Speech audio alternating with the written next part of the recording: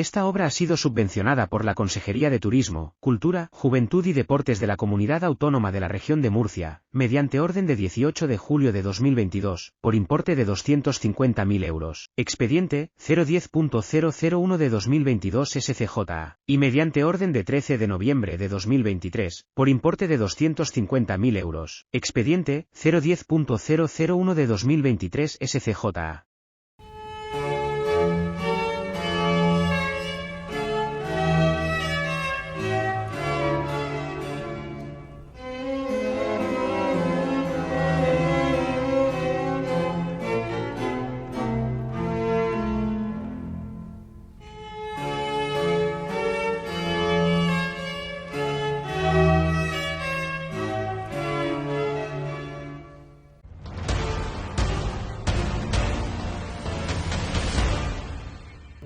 Según consta en las actas de la Junta de Gobierno del Santo y Real Hospital de la Caridad, la nueva Iglesia de la Caridad, hoy Basílica, inició su construcción el 13 de febrero de 1890, colocando la primera piedra el obispo don Tomás Bryan Livermore, siendo hermano mayor, don Tomás de Tallerie Amatier, quien, en su condición de ingeniero naval, diseñó la estructura. El arquitecto diocesano, don Justo Millán Espinosa, fue redactor del proyecto y director de obras.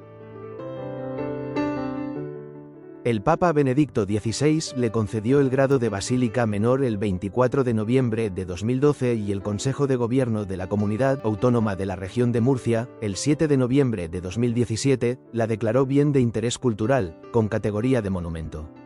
El 11 de marzo de 1916 se abrió al culto el Templo de la Caridad, desmontado el andamiaje que, a principios del verano anterior, se montó para efectuar obras de reparaciones en la cúpula. La realidad es que la basílica siempre ha reclamado continuas obras de mantenimiento, descritas en las actas de la Junta de Gobierno, entre las que destacamos las siguientes. Enero de 1951. Se realizaron obras de reparación de muros, tabiquería y remodelación de locales recayentes a calle San Vicente.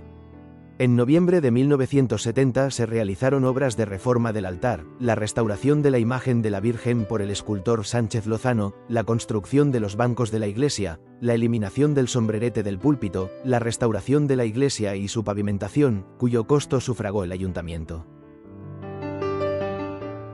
En 1995 la Dirección General de Bellas Artes de la Consejería de Cultura encarga a los arquitectos don Francisco Marín Hernández y don Juan Gómez Acosta el proyecto de reparación de la linterna y el cupulín de la Iglesia de la Caridad, cuyo estado de conservación fue calificado como ruina técnica por el Instituto Eduardo Torroja y el INTEMAC.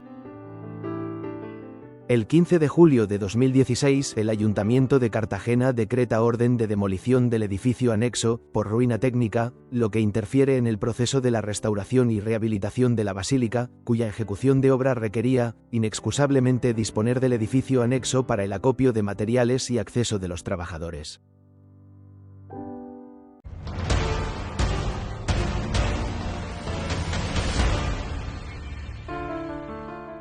El estado de conservación de los elementos estructurales de la basílica y sus instalaciones y acabados obligó al acuerdo unánime de la Junta de Gobierno del Santo y Real Hospital de la Caridad para proceder a su urgente reparación como obra de emergencia. Los trabajos contemplados en el proyecto de reparación y rehabilitación de la basílica fueron autorizados por la Dirección General de Bienes Culturales. La evaluación de los tiempos y costos de ejecución de las distintas fases se muestra en esta imagen. Las incidencias e imprevistos acaecidos durante la ejecución de los trabajos provocó el aumento del plazo de ejecución, manteniéndose los costes dentro de las cantidades previstas, aun cuando se realizó mucha más obra que la inicialmente presupuestada. Para realizar los trabajos de reparación y rehabilitación de los elementos estructurales y ornamentales de la cúpula, había que habilitar planos de trabajo situados a diferentes cotas. Estudiadas varias posibilidades, se optó por el montaje de una megaestructura. Su disposición en planta y en sección, así como su montaje, se refleja en los planos e imágenes que veremos más adelante. Durante el montaje de la megaestructura y la duración de las obras, el culto se realiza en la capilla habilitada en un salón del edificio anexo. La megaestructura fue diseñada, calculada y fabricada expresamente para esta obra. Simplificando mucho, digamos que estaba formada por 4 torres principales, 4 torres secundarias, 2 vigas principales dispuestas ortogonalmente y apoyadas en las torres principales, 4 vigas secundarias perpendiculares a las anteriores, apoyadas en torres secundarias. Así se forma la primera plataforma de trabajo a 8,50 metros de altura, quedando diáfana toda la planta baja de la basílica. Sobre la plataforma se monta el resto del andamiaje necesario para acometer los trabajos a realizar a distintas alturas. Antes de descargar y montar los elementos de la megaestructura, se protegió el pavimento con tablero aglomerado de 29 milímetros y se retiró el mobiliario. Se descarga y distribuye el material sobre la planta de la basílica, y se empiezan a montar las 8 torres que soportarán los elementos horizontales de la megaestructura. Están formadas por elementos de andamios multidireccionales, y se ubican junto a las pilastras principales de la estructura de la basílica, a las que se anclaron para asegurar su estabilidad. Se empieza con el montaje de las vigas principales. Antes de izarlas a su posición definitiva, se realizó una prueba de carga en las instalaciones de Qatari. Su elevación se realizó por fases, mediante polipastos, hasta alcanzar su posición de trabajo. Terminado el montaje de la primera fase, se empiezan a colocar las viguetas de madera para soporte de la plataforma. Simultáneamente se empieza el montaje de los andamios para la reparación del presbiterio.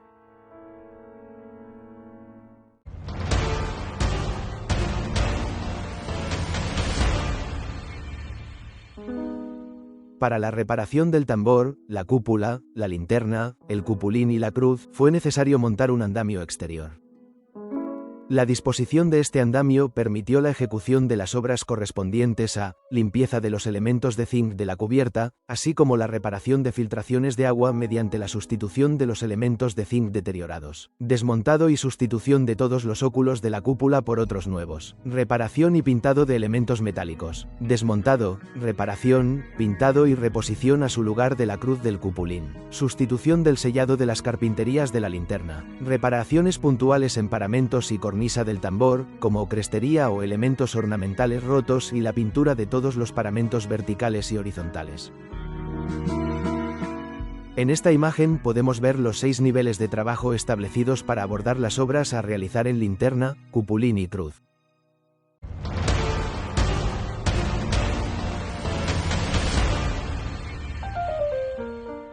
Sobre la plataforma de la megaestructura situada a la cota más 8,50 metros, se montó un complejo sistema de andamios para acceder interiormente a todo el perímetro del tambor y a la cúpula, facilitando la operación de los trabajadores en las debidas condiciones de seguridad.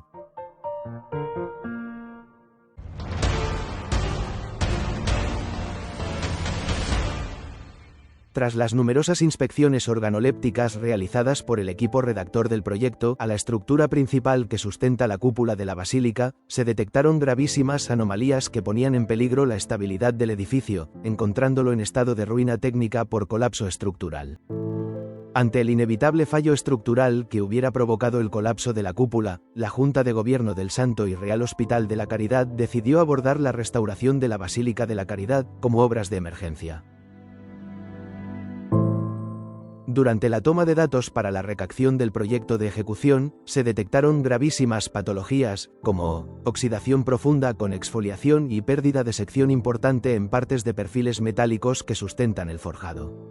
Grietas en muros de carga y meteorización de fábricas de ladrillo, con disgregación del mortero de agarre y pérdidas de sección de elementos cerámicos.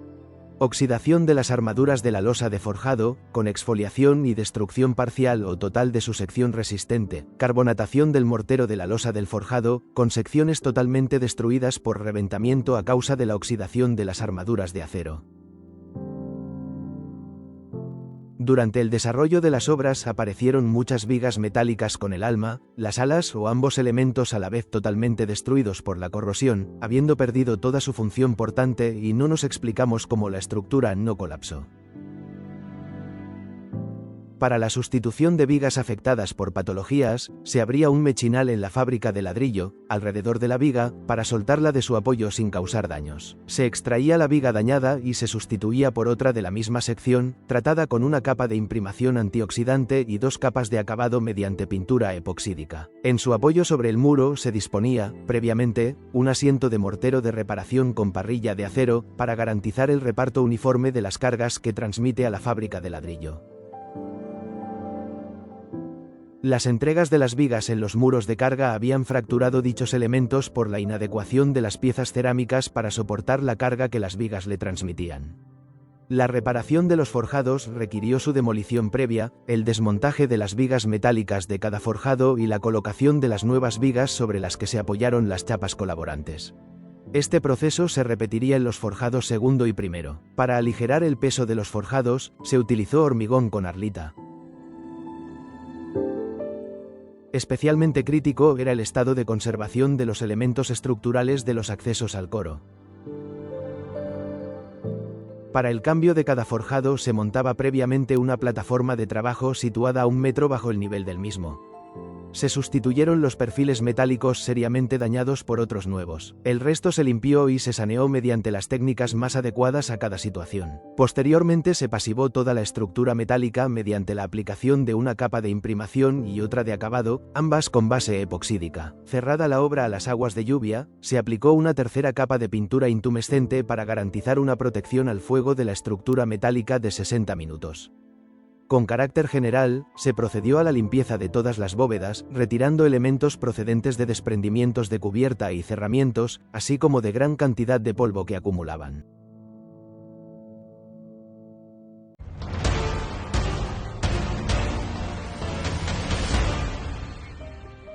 Reparación de muros, pilastras y fábricas de ladrillo. Vemos el estado de los muros de la parte superior de la cúpula del presbiterio, antes de ser reparados.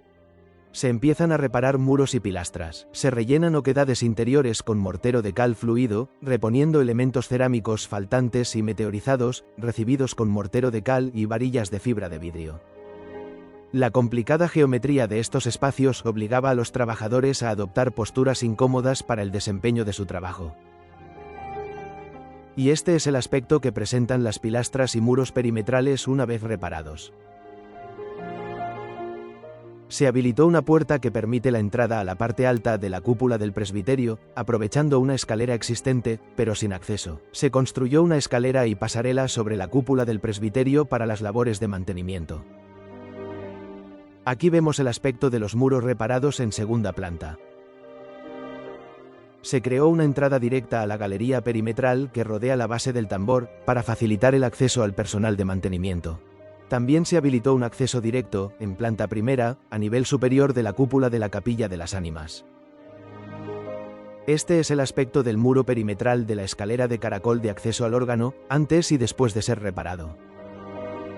Muro de planta baja, afectado por humedades. Se picó el revestimiento, se secó, se limpió, se saneó su superficie y se revistió con mortero de reparación. Para inspeccionar el trasdós del cerramiento que aloja el tríptico de la Purísima, realizamos una apertura en el cerramiento de la escalera de acceso al órgano. La imagen ilustra la situación de dicho recinto, organizado mediante un aparejo de ladrillo en la hoja interior de la basílica, sujeto mediante tirantes de forja anclados en el muro exterior recayente a Francisco de Irsino. La complicada geometría de este recinto curvilíneo hizo especialmente difícil la operación de revestir los ladrillos con mortero de cal. Refuerzo de pilar de ladrillo existente con perfiles metálicos. Nace sobre 2 vigas de acero que se reforzaron con rigidizadores metálicos.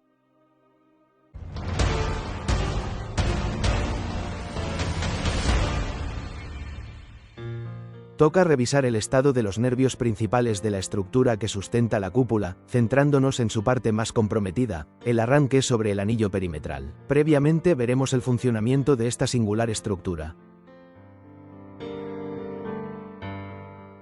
La estructura de la Basílica de la Caridad se configura como sigue.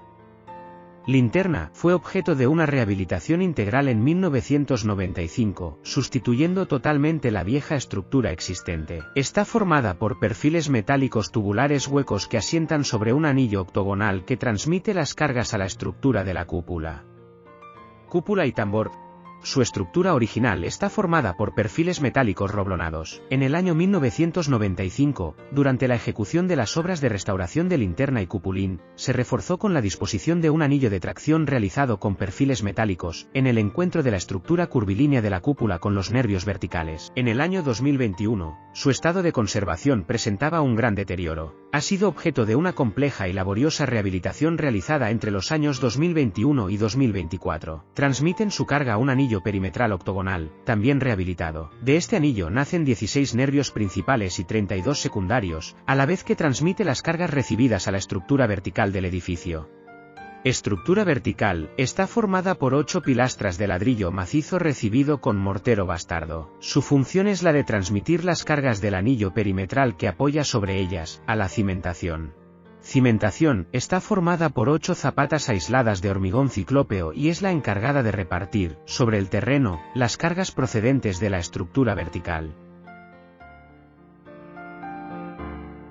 En el esquema de la imagen se señalan en negro los nervios principales y en rojo los nervios secundarios y los paralelos de arriostramiento y soporte de las láminas de hormigón en el interior y el exterior de la cúpula.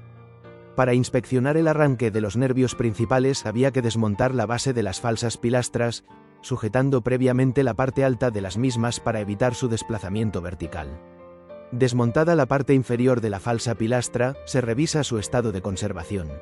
Observamos gran acumulación de tierra y escombros depositados a nivel superior del anillo perimetral. Estos absorben el agua de lluvia que se filtra, favoreciendo la oxidación de la estructura metálica. Al limpiar la zona, la oxidación se hace más visible, volviéndose a reproducir las patologías observadas en la estructura horizontal. Se limpia previamente toda la zona de tierras y escombros, así como los perfiles metálicos afectados por corrosión, mediante cepillo de alambre, pasivado de todas las armaduras con 3 manos de pintura epoxídica y restitución de las secciones de acero en aquellas zonas que lo requieran. Los refuerzos se realizan con pletinas de acero acopladas con tornillos de acero inoxidable de alta resistencia a los perfiles que componen los nervios principales. Los tornillos se aprietan con la misma presión usando una llave de carraca dinamométrica. A cada problema concreto se aplica una solución específica, según se tenga que reforzar un ala o el alma de una viga y según el tipo de perfil de que se trate.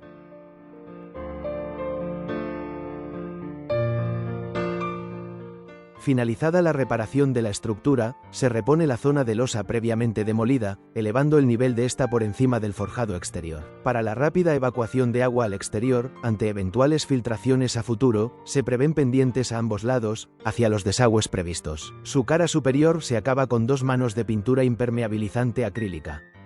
Se repone la parte inferior de las falsas pilastras de GRC a su posición original y se fija correctamente a la obra. Fijada la parte inferior, se junteó por el exterior y se desmontó el sistema de sustentación provisional de la parte superior. Finalmente se procedió al vertido de mortero de cemento autonivelante en la junta entre la falsa pilastra y el forjado de cubierta exterior. Este proceso se repitió en cada uno de los nervios de la estructura de la cúpula.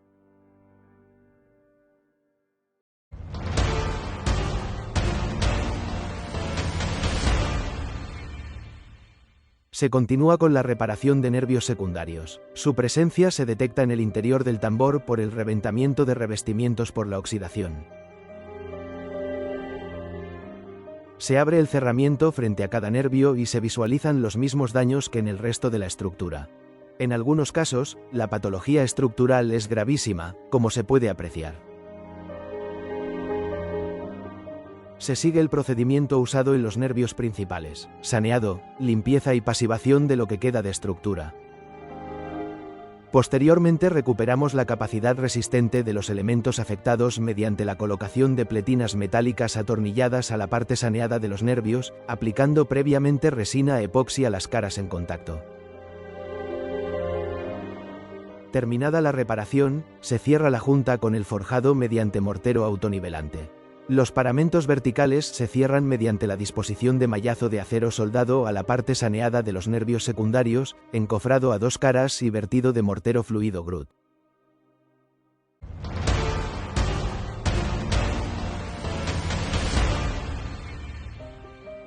Para acometer las obras de reparación de la cúpula, se montó un complejo sistema de andamios exteriores, diseñado para que ni su peso ni la sobrecarga de uso afectara a la superficie exterior de la cúpula. Eran varias las patologías que permitían la entrada de agua al interior, siendo urgente su reparación. Además de la suciedad generalizada de los elementos de cubrición, encontramos grandes zonas sin pintura en piezas de zinc, con el correspondiente deterioro de estas, rotura de muchas pestañas de sujeción y desajustes en muchos encuentros entre piezas. Se empezaron a reparar las carcasas de nervios, para seguir con la parte alta de la cúpula. Se limpiaron y sellaron sus encuentros con mástico de alta adherencia y elasticidad, especial para zinc, y se reforzó con protección de elementos de zinc este perímetro crítico.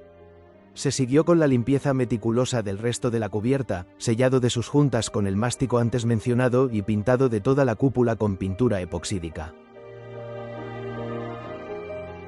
El agua también entraba a través de las juntas de las piezas que conforman la cornisa de la linterna. El material de sellado había perdido sus cualidades elásticas y era necesaria su sustitución. Se prepararon todas las juntas mediante vaciado y limpieza del material existente. Posteriormente se macizaron con Sikaflex y se sellaron por el exterior, protegiendo previamente los elementos de la cornisa para evitar su manchado. Otros puntos críticos de entrada de agua eran las juntas entre las escamas de la cúpula y la crestería de la cornisa del tambor. Se repararon como se ha descrito anteriormente.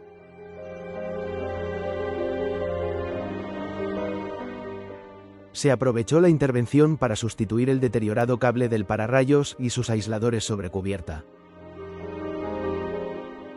Se protegió la cornisa del tambor con piezas de zinc fabricadas en taller, según despiece previo.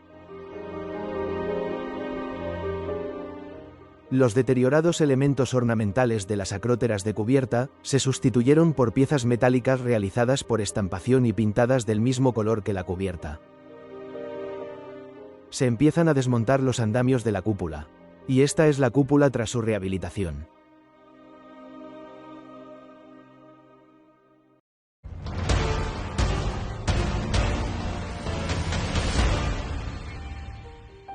Se empieza la reparación del intrados del tambor con la retirada de revestimientos continuos alterados por la oxidación de la estructura metálica. Esta patología afectaba especialmente a los marcos metálicos que soportan la estructura de las 16 vidrieras.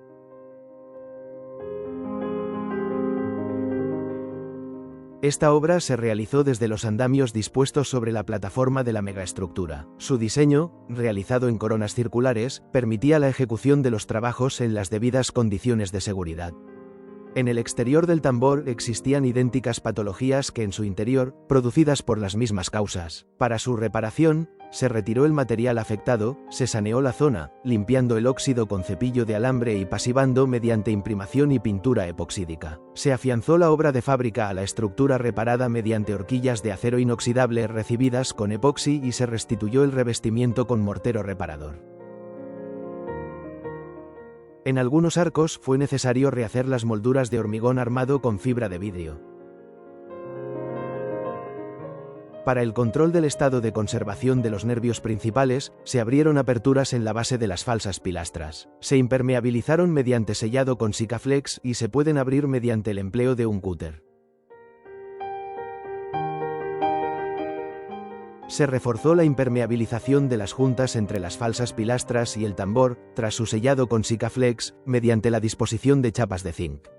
Se colocaron las escuadras de sustentación, sobre las que se recibirían las chapas impermeabilizantes adaptadas al despiece requerido en cada caso, en función de su ubicación. Y aquí vemos el resultado una vez terminada, que presenta una continuidad con los elementos que protege. Para la impermeabilización de juntas de puertas de madera bajo las vidrieras del tambor, se dispuso un cierre con chapa de zinc de una sola hoja. Se reforzó la impermeabilización de cubierta en su encuentro con los planos verticales, disponiendo los elementos de zinc que muestran las imágenes. Por último, se impermeabilizaron las juntas en el encuentro de cada uno de los 4 extractores ubicados bajo las vidrieras del tambor.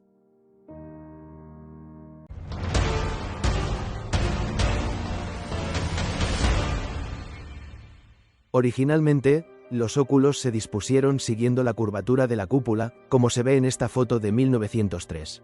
Las filtraciones de pluviales obligaron a modificar su disposición, como se ve en esta foto de 1915. La endeblez y el mal estado de su carpintería de madera y un inadecuado acristalamiento con vidrio de 1 milímetro de espesor facilitaban las filtraciones. También se filtraban pluviales por el encuentro entre cubrición de acróteras y la superficie de la cúpula, por movimientos de las piezas de zinc y la inexistencia de mástic impermeabilizante. La reparación de estos elementos empezó con la retirada de las carpinterías y sus vidrierías. Para su desmontaje, se levantó toda la vidriería y la sujeción de los elementos circulares de zinc clavados sobre la carpintería. Una vez desmontadas, comprobamos la situación de ruina funcional en la que se encontraban estos elementos. Las acróteras se realizaron mediante armaduras de madera y su entablado, estando solidarizadas con las armaduras metálicas, cuyo estado de corrosión obligó a la limpieza de su capa de óxido, su pasivación y su acabado mediante 2 capas de pintura epoxídica.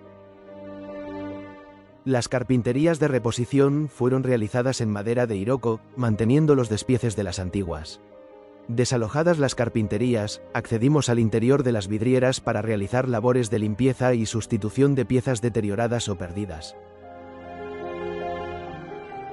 Las nuevas carpinterías llevan vidrios Climalit que mejoran su condición acústica y su aislamiento térmico. Se anclaron al listonaje de madera y se sellaron con Sikaflex entre estas y el anillo de zinc exterior. Se mejoró la impermeabilidad de la junta colocando una tableta de madera de Iroko atornillada sobre el marco y sellada sobre la terminación de zinc. Mientras se restauraban los óculos, se repararon las armaduras deterioradas, acabándose con 2 capas de pintura Hammerit. Las vidrieras se limpiaron y rehabilitaron, reponiendo las piezas perdidas, quedando como se ve en la imagen.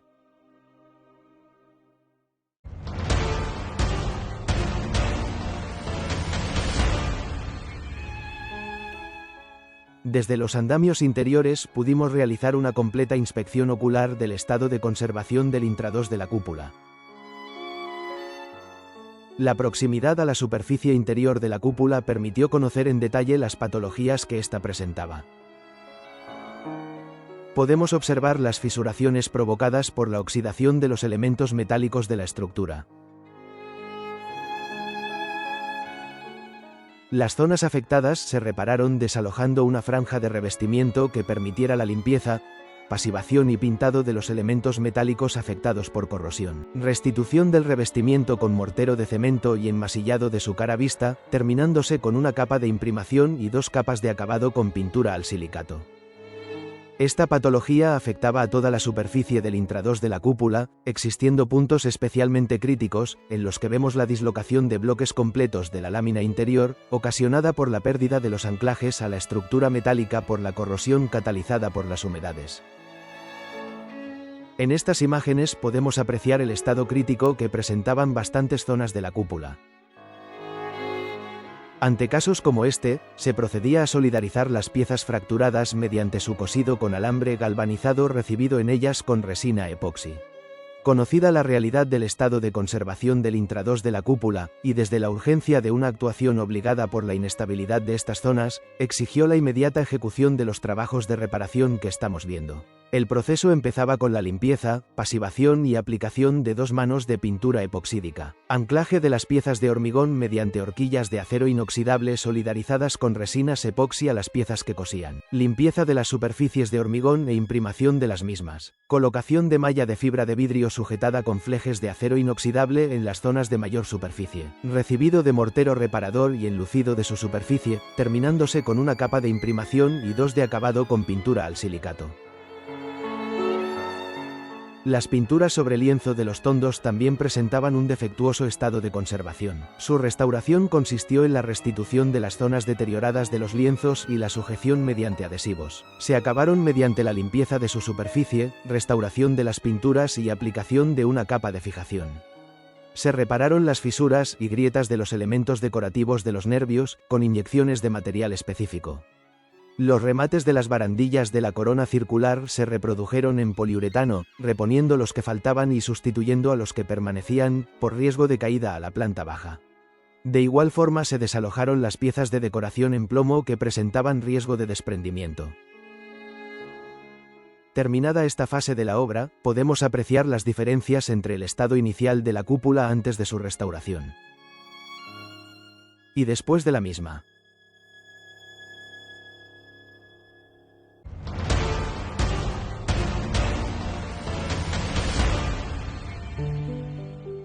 Para la reparación de linterna y cupulín, dispusimos 6 plataformas horizontales de andamios. Este medio nos permitió hacer una inspección detallada de todos los elementos. Vemos los marcos de la carpintería afectados por corrosión. Los sellados de las distintas piezas de hormigón armado con fibra de vidrio habían perdido su elasticidad. Se repararon según el procedimiento antes expuesto. El encuentro de la cruz con el pináculo presentaba un estado de avanzada corrosión, con oquedades que permitían el paso del agua de lluvia. Esta situación se repetía en los brazos de la cruz que aloja los elementos de cobre con 7 puntas que actúan como pararrayos. La estructura metálica de linterna y cupulín presentaba un buen estado de conservación, estando muy localizadas las patologías ocasionadas por entrada de pluviales. Para su reparación se limpiaron las zonas afectadas con cepillo de alambre, lijado, soplado, aplicación de una capa de imprimación antioxidante y 2 manos de pintura epoxídica. Para garantizar la impermeabilidad del encuentro de la cruz con el pináculo y de la junta de este con el cupulín, se realizó una cubrición de zinc. Se reforzó la impermeabilización de las juntas entre las piezas de las gradas mediante la colocación de pletinas de zinc recibidas con mástic elastomérico. Finalizados los trabajos, podemos ver algunos acabados en detalle. Para facilitar las labores de mantenimiento, se dispuso de una estructura ligera con tableros a nivel de suelo. Y este es el aspecto final de linterna y cupulín.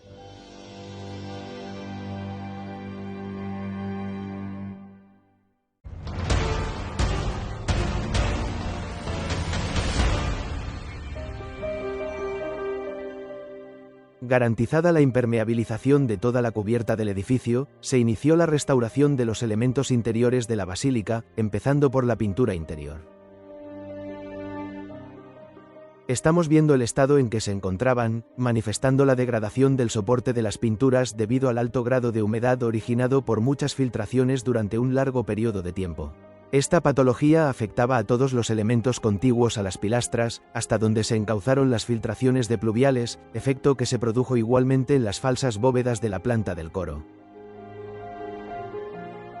En zonas donde las humedades saltaron la capa del revestimiento, se restituyó mediante mortero de cemento. La imbibición de todas las pilastras llegó hasta el zócalo. Las columnas más afectadas eran la próxima al Cristo de la Agonía, la de primera planta, a izquierdas del órgano y la del coro, en la zona derecha de la entrada al templo. Previamente a la ejecución de los trabajos, se protegieron los bienes muebles de la basílica.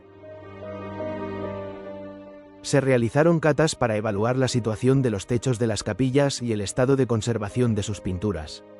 En algunos había fisuraciones y grietas. Se repararon mediante inserción de resinas que garantizasen la continuidad de dichos elementos. Con igual procedimiento se trataron lesiones producidas en remates de la corona circular. La restauración se realizó en 3 fases. 1. Limpieza de materiales adheridos. 2. Solidarización de los labios de las grietas. Y 3. Restauración pictórica.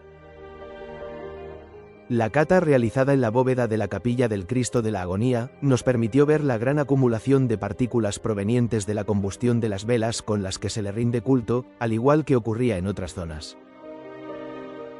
Este es el aspecto de la puerta principal restaurada, así como el resto de los paramentos verticales en los que se alojaron los cableados para la iluminación y megafonía, eliminando cables exteriores. La instalación eléctrica se controla desde un cuadro de maniobra domotizado que se ubicó en la sacristía.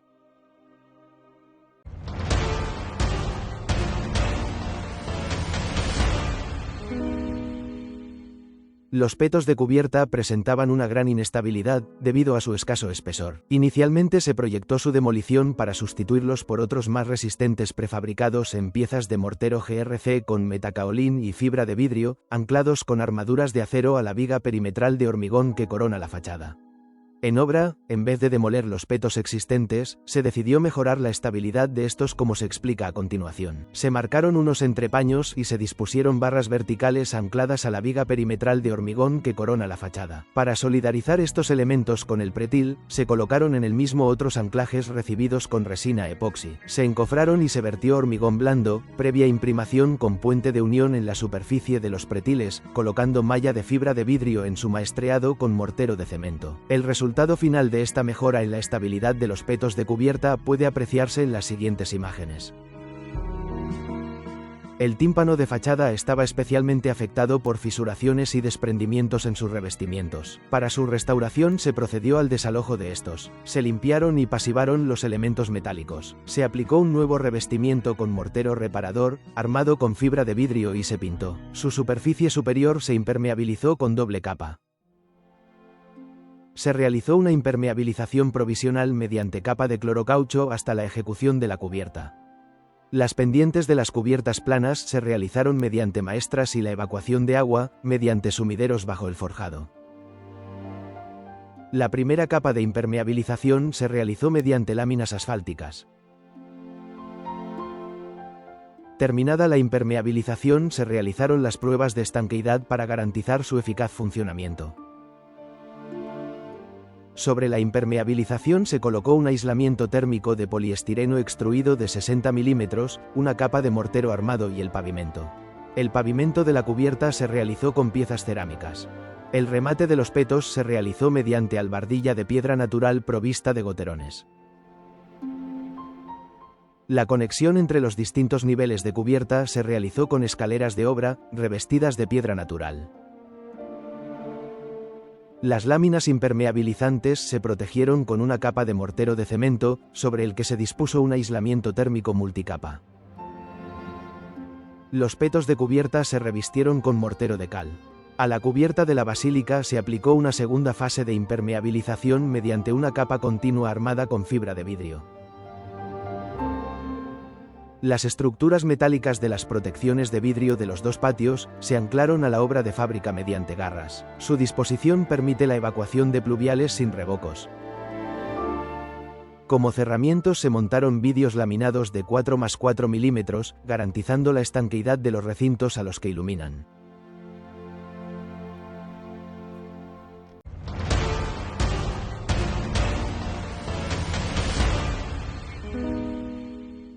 Cuando pudimos acceder a la vidriera cenital, comprobamos que su estado de conservación era mucho peor que el esperado. Las patologías detectadas se concretaban en la caída de piezas, la inadecuación de algunas reparaciones y la acumulación de polvo y otros elementos depositados en su cara superior.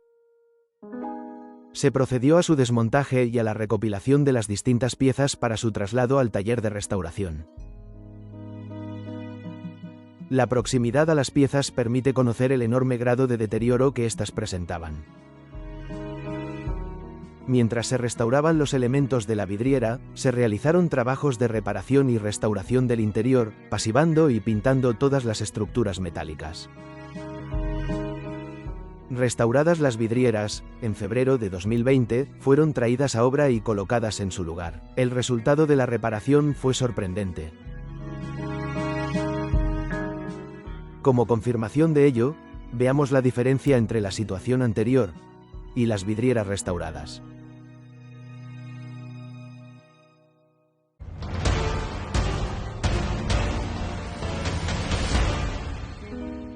Las patologías que presentaban las pinturas del presbiterio y el resto de los elementos que lo decoran, fueron objeto de un detallado informe previo encargado a Repristinare y redactado por su director conservador don Pablo Manuel Molina Jiménez.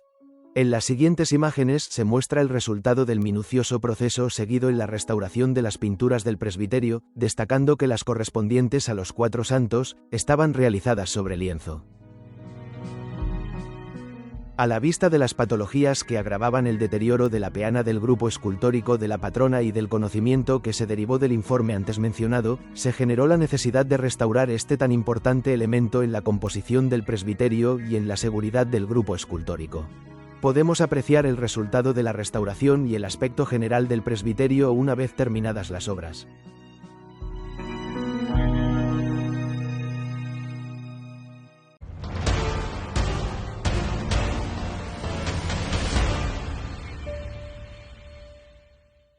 Para la reparación de los elementos de fachadas, se montaron andamios que permitían la ejecución de los trabajos con las debidas medidas de seguridad de los trabajadores y protección de los viandantes. Las patologías generalizadas en las fachadas a las calles Francisco Irsino y San Vicente se concretaban en la existencia de fisuraciones y grietas en fábricas de ladrillo, por oxidación de las armaduras que ya hemos comentado anteriormente. Esta situación afectaba especialmente al remate del canalón de cubierta situado más al sur, en la calle San Vicente. Los elementos ornamentales y dinteles de huecos de fachada principal también estaban afectados por desprendimientos originados por oxidación de armaduras. Se repararon anclando armaduras con resina epoxi a la fachada y aplicando mortero de reparación en sucesivas capas hasta reconstruir el elemento dañado. El estado de conservación de las carpinterías de madera se puede ver en estas imágenes. Su situación de ruina funcional facilitaba la entrada de pluviales al interior del edificio. Se sustituyeron por carpinterías en madera de Iroko reproduciendo el diseño original y se colocaron vidrios Climalit para mejorar su aislamiento térmico y acústico. Los canalones perimetrales de evacuación de pluviales presentaban una inadecuación funcional a causa de la modificación de sus pendientes con aporte de tierras y mortero sobre ellos. Desalojados los materiales aportados, se impermeabilizó el canalón aplicando 2 capas de pintura a base de polímero armado con fibra de vidrio. Las bajantes del canalón perimetral de cubierta, embutidas en las fábricas de las fachadas, no evacuaban pluviales por la gran obstrucción de abundante material que tenían a nivel de calle. Esto provocaba la imbibición de los muros y la subbase del solado. Ahora podemos apreciar los resultados de la actuación en fachadas, tras la restauración completa de las mismas.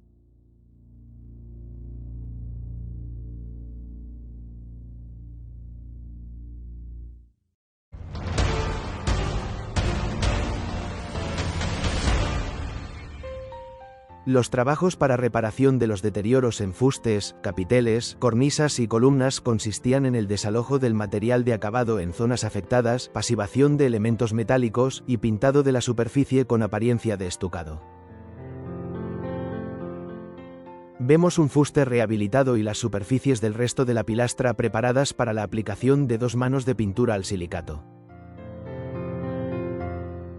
Las basas de las columnas y los zócalos de obra de fábrica presentaban un importante deterioro por las humedades acumuladas por filtraciones de pluviales. Estamos viendo la alteración producida en la capa de terminación de estos elementos. El proceso de ejecución constaba de retirada de la capa afectada, desecación y restitución de su superficie. Desmontadas las basas pudimos ver el mal estado de conservación de la madera, así como el de su capa de acabado.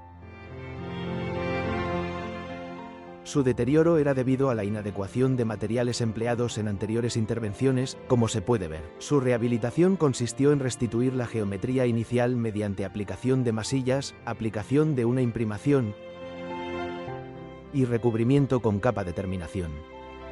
En esta imagen podemos ver el aspecto final de la basa y el arranque del fuste.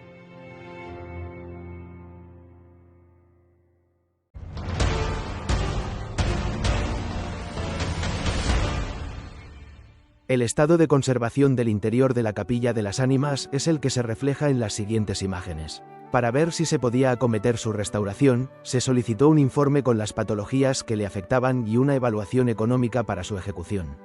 Ante la carencia de recursos económicos para abordar su total restauración, se acometieron las reparaciones más urgentes para garantizar su estabilidad y nivel de conservación. Los 3 apartados más necesitados de mantenimiento por orden de prioridades y presupuesto disponible eran: 1. Ejecutar labores de protección de las maderas de la cúpula. 2. Acometer la restauración de los zócalos. Y 3. Reposición del pavimento del altar, cuyo estado de conservación podemos ver. Se descolgó la lámpara central para su limpieza y sujeción de piezas con riesgo de caída. La rehabilitación de la estructura de madera que conforma la cúpula se realizó mediante limpieza previa de su superficie, el desalojo de piezas metálicas en avanzado estado de corrosión, aplicación de tratamiento antisilófagos y consolidación de la estructura de madera. Se dispuso un nuevo sistema de iluminación con LEDs. Los zócalos de las capillas laterales presentaban idénticas patologías que las basas de las columnas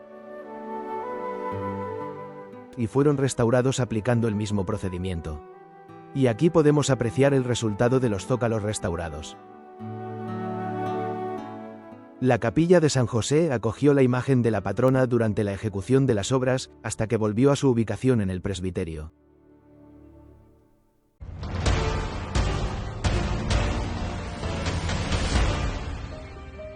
Ante las graves patologías detectadas en las vidrieras del tambor, recogidas en informe emitido por la empresa Biarca, especializada en este tipo de trabajos, se decidió acometer su reparación. Entre las patologías enumeradas, destacamos las siguientes: incorrecto sellado perimetral, abombamientos, fracturas de piezas de vidrio, conchas en plaque, deficiencias en la red de plomo, deficiencias en el enmasillado, suciedad. Las vidrieras se trasladaron a los talleres de Biarca. Tras una completa restauración, se trajeron de vuelta a la basílica y se recolocaron en su lugar original. Previo a su restauración, se levantaron mapas de la red de plomo de cada una de las vidrieras, con sus anotaciones más relevantes y una descripción inequívoca de cada una de sus piezas. Todas las piezas fueron restauradas una vez conocida la transparencia, color y densidad de cada una, que fueron ensayadas sobre la ubicación definitiva de las mismas. El proceso de restauración se realizó sin alterar la pieza inicial, superponiendo la imagen restaurada. Las protecciones exteriores antiimpactos sobre las vidrieras eran de rejas metálicas con malla trenzada. Se sustituyeron por otras con marcos de acero tratados con pintura epoxi, sobre los que se montaron vidrios laminados de 5x5 milímetros. Ahora se garantiza la eliminación de condensaciones en el exterior de las vidrieras, la impermeabilidad y la proyección de sombras que producían las anteriores rejas sobre las vidrieras. La reparación de las vidrieras se inició en agosto de 2021. En marzo de 2022 volvían las piezas restauradas a obra y se empezó el montaje de las mismas. Y este es el aspecto final de las vidrieras restauradas.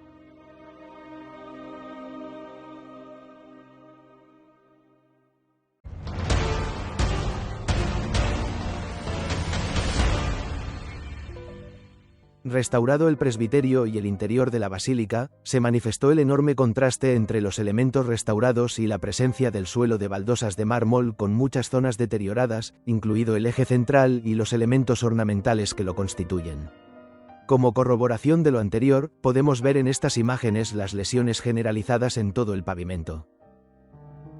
En algunos casos, como se puede ver, se habían producido roturas de los bordes con pérdida del material superficial. Esta situación era más crítica en las losas del eje central, de mármol rojo Alicante. Previo a la sustitución del solado, se realizó el despiece del eje central, y se proporcionó archivo digital a la empresa suministradora del pavimento. Antes de formalizar el contrato, se seleccionaron las tonalidades de blancos y grises realizando la muestra que podemos ver y en la que también se aprecia la diferencia con el solado a sustituir. El pavimento que tenía la basílica se realizó en 1970, según consta en acta de la Junta de Gobierno de 19 de noviembre de 1970, en la que el hermano mayor, don Fulgencio Roca Martínez, agradeció al Ayuntamiento de Cartagena que hubiese sufragado su costo.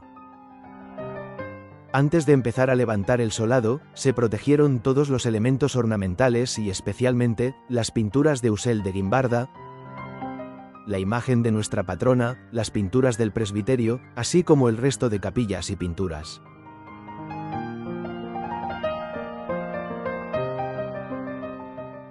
Tras las catas realizadas en solera, se comprueba que estaba ejecutada con hormigón de gran dureza y grosor de 15 a 20 centímetros, por lo que se decide demoler únicamente su perímetro en contacto con los paños verticales. Se demolió una franja de unos 40 centímetros de ancha en la que se alojó el tendido para dotar de tomas eléctricas todo el desarrollo de su perímetro. Posteriormente se rellenaron con mortero hidrófugo. El levantamiento del solado existente se realizó mediante equipo de Bobcat. Evacuados los escombros, se limpió la cara superior de la solera y se comprobó la nivelación de sus ejes principales. Regularizadas las zonas que presentaban diferencias de nivelación con empleo de morteros reforzados con fibra de vidrio, o de gran adherencia y resistencia, en función de su demanda, se procedió a la nivelación de la capa de asiento del solado, que se realizó mediante el empleo de mortero gunitado. La colocación, junteado, pulido y abrillantado del solado se organizó de forma que se acortaran los tiempos, simultaneando las 4 fases. La ejecución de los despieces del motivo central, que vinieron realizados desde taller, redoblaban su altura para garantizar la estabilidad de unos elementos que habían sido cortados para la incrustación del anagrama. En las siguientes imágenes se puede apreciar la coexistencia de las distintas tareas para reducir plazos de ejecución.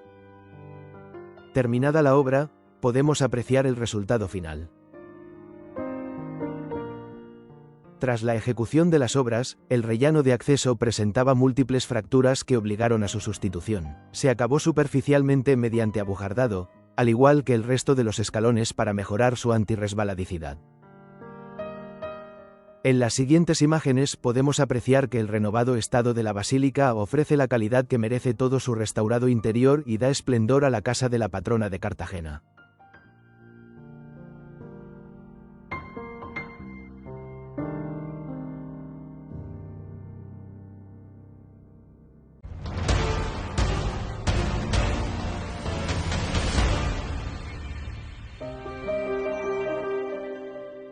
La enorme complejidad de la restauración realizada, tanto por su dificultad técnica como económico-financiera, ha sido llevada a cabo por grandes profesionales de cada uno de los oficios que han intervenido en ella. Todos los esfuerzos realizados en su ejecución y reflejados en lo anteriormente expuesto, ni son ni han sido visibles para la mayoría de los cartageneros, pero gracias al esfuerzo realizado por todos los intervinientes en las obras realizadas, hoy la basílica luce como en sus mejores tiempos y lo que sí ven los feligreses y visitantes es el resultado final de los trabajos que se reflejan en las imágenes que se muestran a continuación.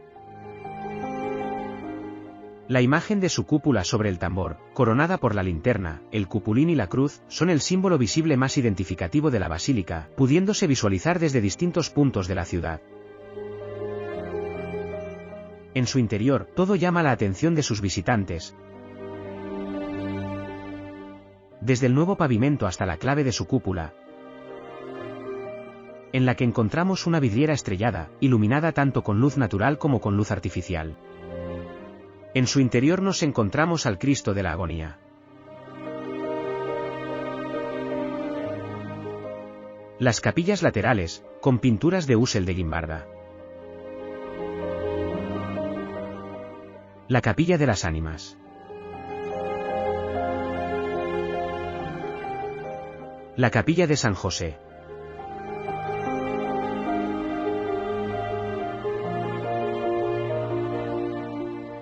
Las vidrieras del tambor y de la cúpula.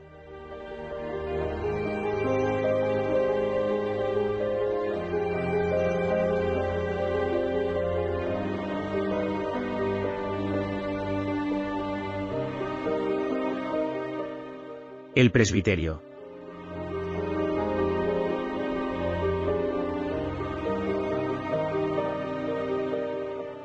Y la cúpula.